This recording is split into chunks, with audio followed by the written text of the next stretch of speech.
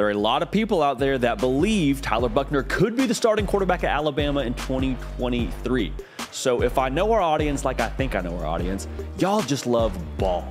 Like, y'all love watching the 11 on 11. You love watching and learning how things are happening on the field. Like, you are X's and O's people, as well as storyline people, as well as everything that has to do with this beautiful game of college football. So that got me thinking, if Tyler Buchner does end up being the starting quarterback at Alabama, what does he bring to the table? What's his skill set? Before we get into what he does well and some of the things that I think he could improve on, we got to put a disclaimer out there.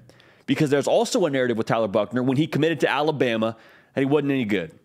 He couldn't beat out Sam Hartman, so therefore he's not a good quarterback. First off, just because you couldn't beat out the ACC's all-time touchdown pass leader does not mean you still can't play the position.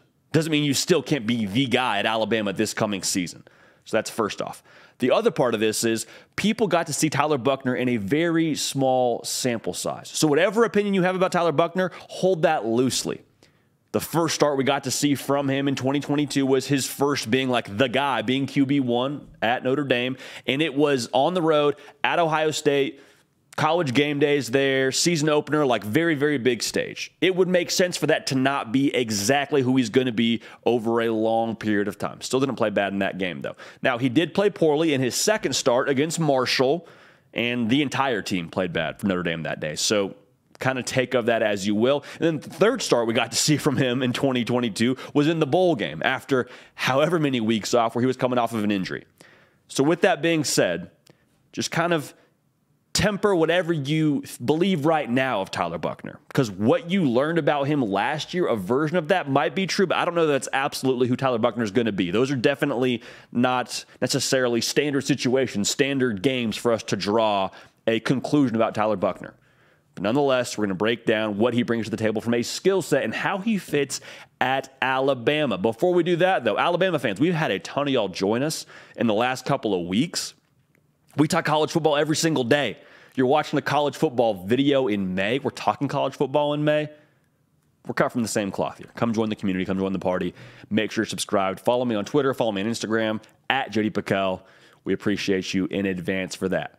So what does Tyler Buchner bring to the table? What does he do well? Well, one of the things that jump off the tape when you watch him, he is jittery. Is he Lamar Jackson kind of fast and going to stride out a 4.40? Like, probably not, but he's very quick, especially on the quarterback design runs. You see sort of the read option game, the RPO game where he'll tuck it, he'll see a blocker, he'll see a lane, and he hits that hole hard. Having a quarterback that's able to help you in those design quarterback runs, that could be a part of Alabama's offense this coming season. That's why a lot of people in the Alabama circles are Jalen Milroe fans. I think for Tyler Buchner, you don't have the same athleticism or physical gifts as a Jalen Milroe when it comes to running the football, but still a very serviceable runner and also a pretty decent thrower of the ball as well. That's the next thing I want to get to. In a smaller sample size, I like the way that he hangs in the pocket. Like during that South Carolina game, in the Gator Bowl, I mean, the dude just got beat up. And he's coming off of an injury, like he's probably not all the way healthy just yet. And he stood in the pocket time and time again and just got walloped. And every single time, Tyler Buchner dusts himself off, stands up, plays the next play. It wasn't a thing where Tyler Buchner's doing palms up to the sideline. Why am I getting hit every play? Like, he took it on the chin. And he also wasn't one of those guys that when you see the blitz coming, some quarterbacks, y'all know what I'm talking about, they will kind of throw off their back foot or they'll sort of, whimper under that sort of pressure. And Tyler Buchner just stands in there, knows he's about to get hit in the mouth, and would deliver the football. And so that, to me, one, shows the kind of character of Tyler Buchner, saying, I'm going to take a shot, I'm going to take it from my team. And also, teammates see that. Like a big conversation with Tyler Buchner joining Alabama is the conversation around how long does it take for him to win over the locker room and how does he go about doing that, with Jalen Milroe and Ty Simpson having much more of an opportunity to do that over the longer period of time. Tyler Buchner, if he plays like he did in that Gator Bowl where he just gets up after taking hit after hit after hit, that's going to win the admiration of his teammates. So there's that. But in terms of throwing the football, I thought he was really solid in the intermediate game. We only have a few games to pull from here, but in the throws that are somewhere between 12 to 20 yards downfield, Whether he was on the run, whether he had time to throw, I thought he delivered the football with relative consistency to catchable positions for his receivers and allowed them to not just catch the ball, but also catch it and then make something of it after the catch. And that's going to be enormous for Alabama. Why? Because they're going to do a lot of play action game. This same offense that Tyler Buchner played in a year ago under Tommy Rees. Remember, it's the same format of offense, the same system that he's going to take to Tuscaloosa. And one reason why you would imagine Tyler Buchner would have that edge when it comes to learning the system. Looks like he also throws the deep ball relatively well. He doesn't have a rocket for an arm. He doesn't have a cannon. We'll talk about that. But I feel like he puts good touch on the ball, even if he's throwing it 30, 40 yards, even if he's not just uncorking it the 50, 60-yard bomb.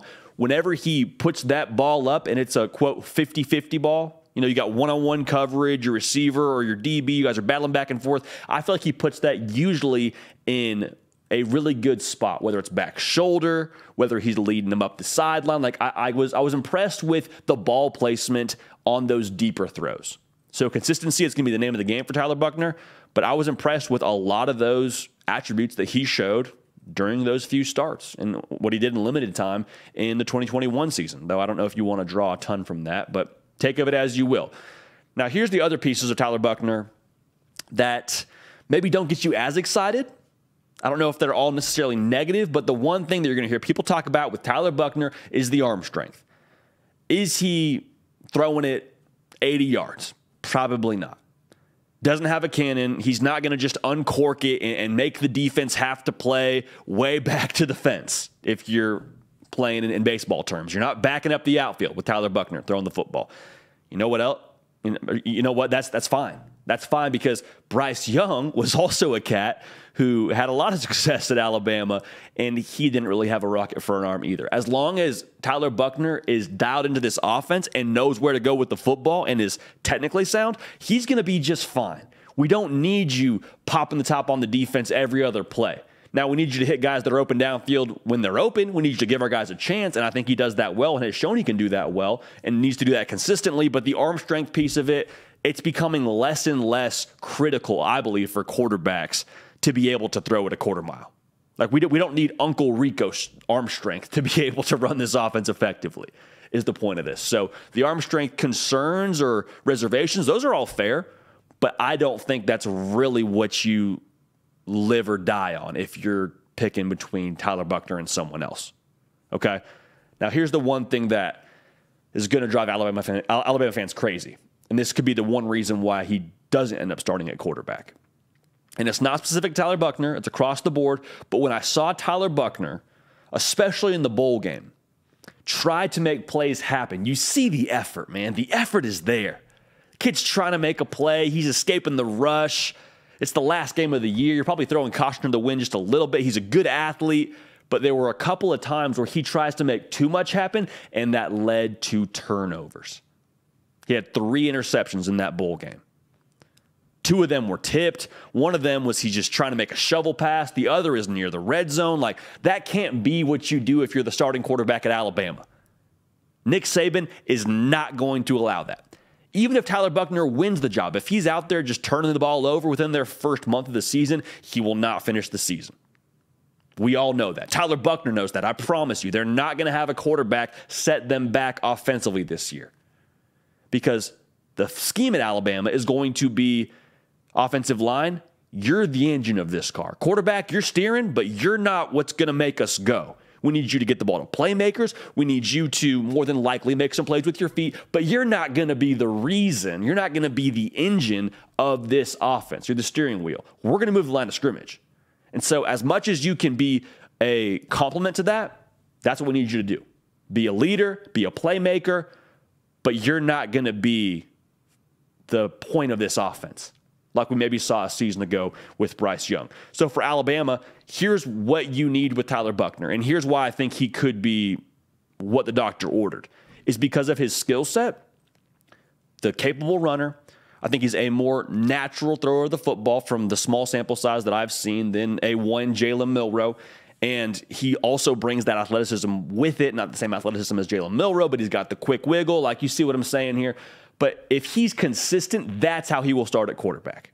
He knows the system. He's got the wiggle.